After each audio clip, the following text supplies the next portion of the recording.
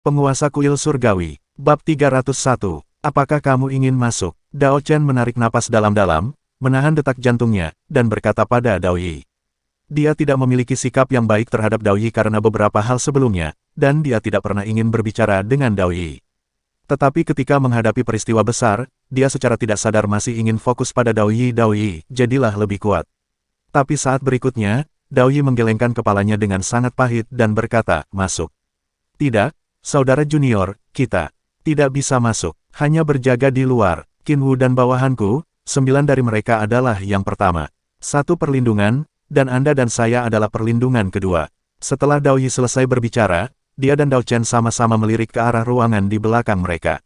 Pada saat ini, orang luar tidak dapat melihat atau merasakannya, tetapi mereka berdua dapat merasakannya sampai batas tertentu. Pada saat ini, di dalam ruangan di belakang mereka, ada energi yang sangat menakutkan yang berputar-putar, perlahan mengalir ke dalam ruangan. Itu adalah kekuatan tak kasat mata dari jalan besar. Jika dilindungi oleh kekuatan jalan besar, meskipun mereka berdua adalah guru Tao yang kuat, mereka tidak akan bisa masuk. Oke, Dao Chen juga mengangguk, lalu setelah melihat ke arah Dao Yi, dia tiba-tiba muncul di depan tebing di depan dojo Kaisar Hitam, duduk bersila, dengan pedang panjang tergantung di depan dadanya. Dan tubuhnya penuh vitalitas. Bersiaplah untuk mengambil tindakan kapan saja. Kuharap itu tidak menarik perhatian orang-orang tua itu. Dao Yi melirik ke ruangan di belakangnya dengan tatapan khawatir. Kemudian, dengan sekejap tubuhnya, dia mendarat di belakang dojo, duduk bersila di tanah, penuh vitalitas, menutup mata untuk berjaga. Apa yang bahkan Dao Yi dan Dao Chen tidak ketahui saat ini adalah situasi di kamar Kaisar Hei menjadi sangat aneh. Xiao Tians dan Hei Di, yang masih koma, tubuh mereka melayang dengan aneh di dalam ruangan. Kaisar Hitam sedikit lebih baik. Meskipun dia melayang, dia hanya terpisah sedikit dari beberapa tempat tidur. Tapi Xiao Tians berbeda. Saat ini, tubuh Xiao Tians telah digantung tinggi di bawah atap. Energi kuno yang tak terlihat sedang mengubah tubuh Xiao Tians pada saat ini. Lalu perbaiki lagi. Perlahan, lapisan kotoran hitam dan berbau muncul dari tubuh Xiao Tians. Ini adalah sisa sampah di darah Vena di tubuhnya. Kemudian kotoran dengan cepat mengeras, lalu berjatuhan sepotong demi sepotong. Kulit Xiao Tians menjadi lebih baik, dan tulang, pembuluh darah, del di tubuhnya juga menjadi lebih kuat saat ini. Perlahan, tangan dan kaki Xiao Tians memancarkan aura agung dan mendominasi. Tangan, kaki, dan kepalanya menjadi lebih kuat dengan kecepatan yang terlihat dengan mata telanjang. Pada saat ini, level Xiao Tians masih berada di level teratas dari Kaisar Sejati Kuno tingkat ke-9, dan dia belum membuat terobosan yang lebih tinggi. Bukan karena energi ini tidak cukup untuk mendukung terobosannya, namun energi pada saat ini sepertinya merasa tubuh fisik Xiao Tians masih terlalu lemah, sehingga mulai membantu Xiao Tians memperkuat tubuh fisiknya berkali-kali. Baju besi kekaisaran Xiao Tians telah menghilang, tetapi pada saat ini, kekuatan tubuhnya meningkat dengan cepat. Tulang di tubuhnya menjadi semakin berat, meridian semakin lebar, dan aura di tubuhnya dapat terakumulasi semakin banyak. Lagi, energi tak berujung dicurahkan ke tubuh Xiao Tians. Boom! Setelah ledakan, bayangan momentum Xiao Tians muncul tanpa sadar di belakangnya. Itu dibombardir oleh kekuatan yang sangat kejam itu. Kemudian auranya menjadi lebih kuat dengan kecepatan yang terlihat dengan mata telanjang. Kamar Kaisar Hitam sangat besar, tingginya lebih dari 10 meter. Pada saat ini, sosok mengesankan di belakang Xiao Tians baru saja meluas hingga 7 atau 8 meter, ketika dengan cepat dikompresi oleh kekuatan jalan misterius, dan langsung berubah menjadi Xiao Tians sendiri. Kemudian aura hantu mengembang lagi, lalu dikompres lagi. Setelah 9 kali penuh, sosok mengesankan yang muncul di belakang Xiao Tians tiba-tiba mengeras dan menjadi substansi yang sama sepenuhnya. Namun meski begitu, kekuatan proyeksi jalan misterius sepertinya belum terpuaskan. Jadi, saat berikutnya, sebuah tangan besar yang tak terlihat tiba-tiba muncul di ruangan itu, sebuah tangan besar yang diubah oleh proyeksi jalan tersebut. Kemudian tangan besar itu langsung menembakkan bayangan aura di belakang Xiao Tians ke tubuh Xiao Tians. Biarkan setiap inci bayangan mengesankan dan tubuh Xiao Tians menyatu dengan sempurna. Tidak ada cacat sama sekali, kombinasinya sangat erat. Jadi ketika aura Xiao Tians yang hampir besar dan tubuhnya menjadi sangat terintegrasi menjadi satu, aura Xiao Tians melonjak lagi. Masih belum ada terobosan level, tetapi saat ini Xiao Tians menjadi lebih tirani. Jauh melampaui puncak Kaisar tingkat 9 biasa. Bahkan di antara kam penjaga aturan, pusat kekuatan puncak tingkat Kaisar 9 tingkat dengan gelar penjaga aturan tingkat surga tidak merasa berbahaya seperti Xiao Tians saat ini. Perkasa, mendominasi, agung, abadi, terhebat. Inilah yang dirasakan Xiao Tians saat ini. Tetapi pada saat ini, setelah tubuh Xiao Tians diubah dari dalam keluar, kekuatan proyeksi jalan masih belum surut. Sebaliknya, matanya perlahan terfokus pada tanda pedang kekaisaran yang menakutkan di dada Xiao Tians. Ketika tanda pedang kekaisaran merasakan bayangan jalan menyerang, tiba-tiba ia meledak dengan kekuatan yang sangat kuat. Menghadapi kekuatan proyeksi jalan, kalian pasti tahu kalau tanda pedang kekaisaran di dada Xiao Tians ada seperti jiwa senjata Tianxia 2000 tahun lalu. 2000 tahun yang lalu, meskipun Tianxia didominasi oleh jenderal dan bukan kaisar, jangan lupa bahwa pedang kekaisaran adalah dinasti kekaisaran pertama di Kerajaan Naga. Pendiri dinasti kekaisaran memenangkan kaisar. Berbakat secara pribadi, dengan kata lain, penguasa pertama kaisar pedang bukanlah Tianxia, tetapi Kaisar Ying. Setelah Kaisar Ying memberikan pedang kaisar kepada Tianxia, Tianxia menggunakan pedang kaisar untuk bertarung ke segala arah. Oleh karena itu, pedang kaisar pada dasarnya adalah pedang para kaisar kuno, pedang kaisar yang sebenarnya. Pada saat ini, jalur kekaisaran kuno yang dibangunkan oleh Xiao Tians juga memiliki pesona kaisar, jadi pada saat ini, ketika kedua kekuatan bertabrakan, mereka benar-benar saling berhadapan. Namun kemudian kekuatan proyeksi jalan kekaisaran kuno yang dibangkitkan Xiao Tians mulai menguat. Itu menyelimuti pedang kaisar dalam sekejap, dan kemudian mulai menyuntikkan energi yang lebih kuat dan mendominasi ke pedang kaisar. Pedang kaisar sangat mendominasi, tetapi tidak dapat bertahan di bawah proyeksi kekuatan jalan kaisar kuno, jalan tuan yang paling kuat. Segera tanda bayangan pedang kekaisaran di dada Xiao Tians hancur. Tanda pedang kekaisaran yang rusak terus menyerap suntikan energi dari Tuan Abadi Dao. Waktu berlalu perlahan, dan secara bertahap, setelah menyerap kekuatan proyeksi jalan yang tak terhitung jumlahnya, segel pedang kekaisaran mulai mengembun lagi. Saat berikutnya, tanda pedang hitam yang 10 kali lebih kuat dari sebelumnya muncul lagi di dada Xiao Tians. Pada titik ini, kekuatan bayangan jalan yang dipanggil Xiao Tians kali ini benar-benar hilang. Xiao Tians saat ini masih terlalu lemah untuk proyeksi jalannya, dan masih jauh dari mampu menahan kedatangannya.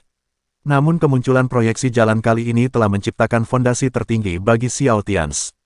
Dan ketika Xiao Tians menerima hadiah proyeksi jalan tersebut, proyeksi kekuatan jalur kaisar kuno menghilang dari Xiao Tians.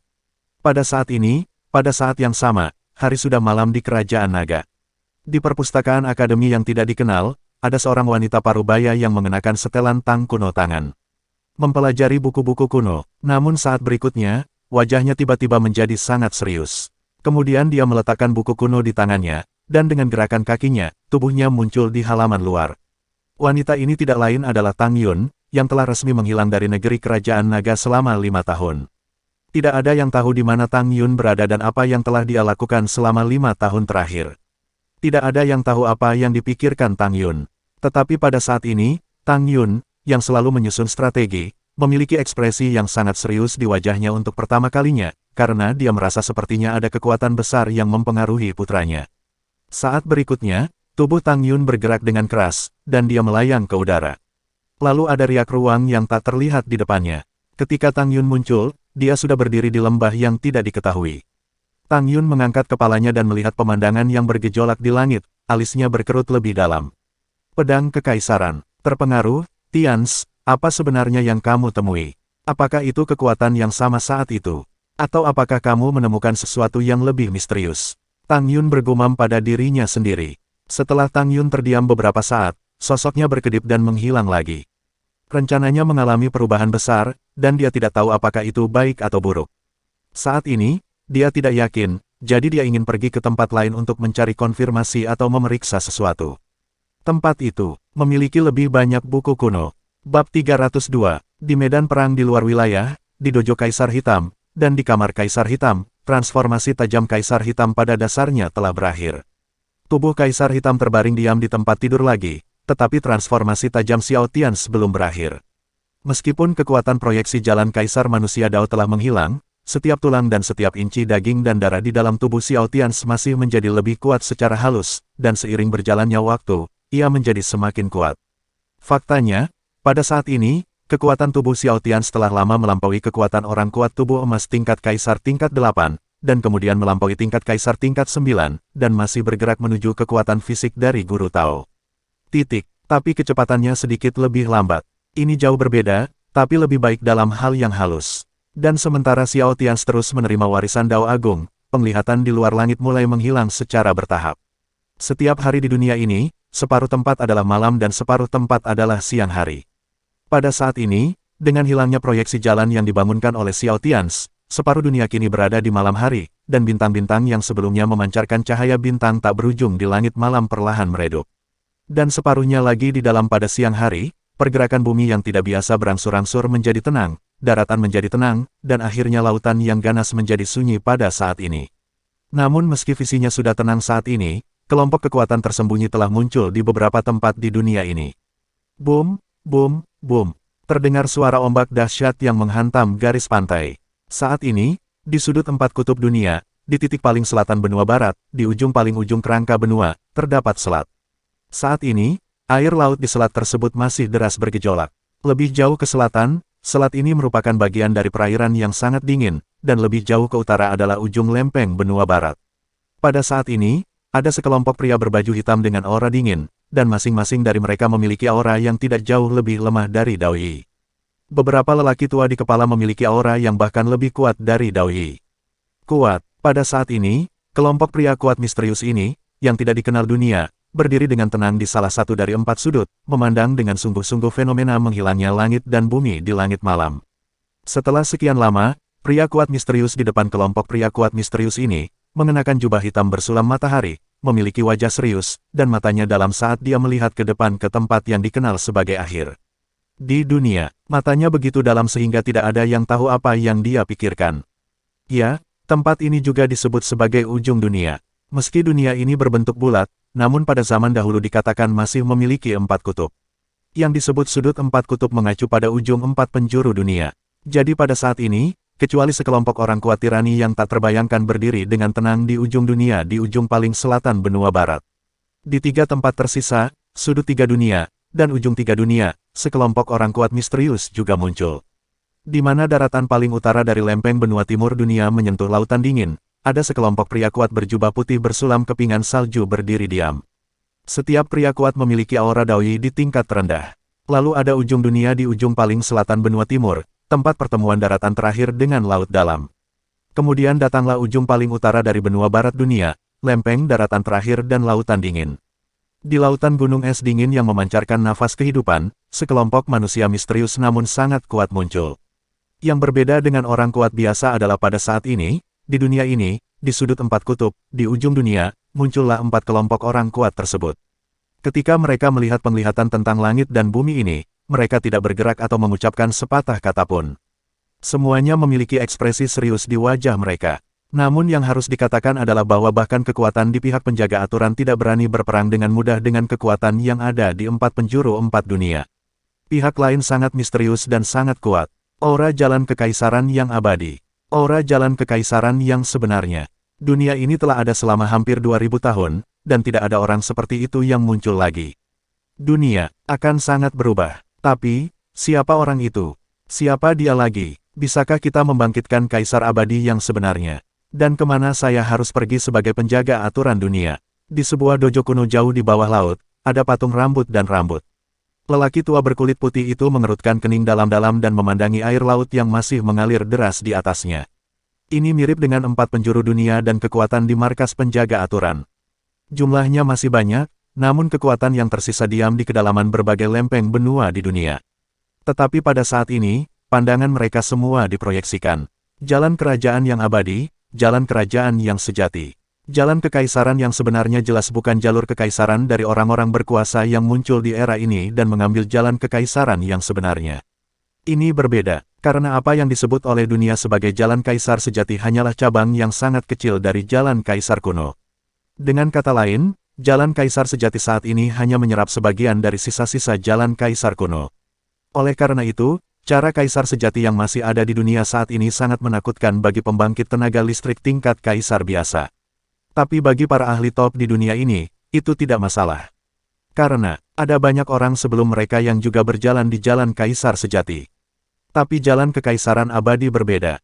Jika di masa depan, orang kuat yang benar-benar memulai jalan kekaisaran abadi bertemu dengan mereka, tahu mereka akan ditekan dan kekuatan tempur mereka akan sangat berkurang.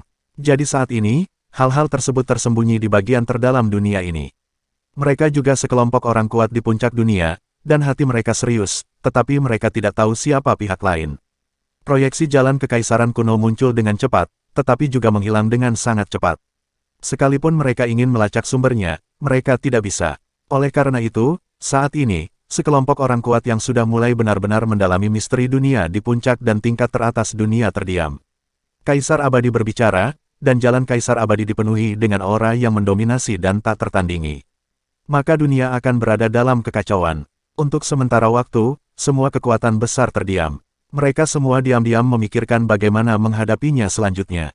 Pada saat ini, mata kembali ke medan perang di luar wilayah, karena Xiao Tianzi membangunkan cara kekaisaran kuno di sini. Oleh karena itu, penglihatan tentang langit dan bumi di sini lebih banyak daripada di dunia luar. Fenomena aneh langit dan bumi di sini juga banyak diredam oleh Dao Yi dan Dao Chen. Tapi Dao Chen dan Dao Yi tidak peduli seberapa keras mereka menekan mereka, menimbulkan kecurigaan dari beberapa orang kuat. Misalnya, ada beberapa guru Tao di antara penjaga aturan tidak jauh dari sini. Dojo mereka tidak jauh dari medan perang di luar wilayah, jadi pada saat ini, ada beberapa guru Tao yang bergegas menuju medan perang di luar wilayah dengan tubuh bergoyang. Pemimpin kamp penjaga aturan, Mo, adalah yang paling dekat dengan medan perang di luar wilayah. Dia juga memiliki kekuatan tingkat Tao. Tetapi pada saat ini, di kamp penjaga aturan, penganut Tao lainnya mengambil inisiatif, tetapi dia tidak berani bergerak. Karena dia tahu bahwa saat ini, ada dua makhluk di medan perang di luar wilayah yang bisa membunuhnya, Dao Chen dan Dao Yi. Namun, ada banyak pembangkit tenaga listrik tingkat Tao di kamp penjaga aturan. Saat ini, ada 9 pembangkit tenaga listrik tingkat Tao yang tidak kalah dengan Mo Yi. Dan bahkan ada 3 ahli tingkat Master Tao yang menghormati penjaga aturan, dan aura mereka tidak lebih lemah dari Dao Chen. Meskipun pembangkit tenaga listrik tingkat Master Tao ini tidak yakin jalan seperti apa yang baru saja diproyeksikan. Tapi mereka bisa merasakannya sampai batas tertentu. Tidak ada yang lain, hanya ketika proyeksi jalan muncul dan langit dan bumi berguncang, mereka merasakan sedikit jantung berdebar-debar. Bahkan perasaan takut, dan setelah berkultivasi ke tingkat pembangkit tenaga listrik, mereka memiliki perasaan samar akan adanya krisis dan hal-hal lain di dalam hati mereka. Jadi mereka sekarang bergegas menuju medan perang luar, ingin pergi ke sana untuk memeriksa apakah ada yang salah di sana. Dan jika demikian, 9 guru Tao yang kuat ini memiliki niat membunuh yang dingin terpancar jauh di mata mereka. Jika demikian, maka mereka akan membunuh jejak bahaya ini.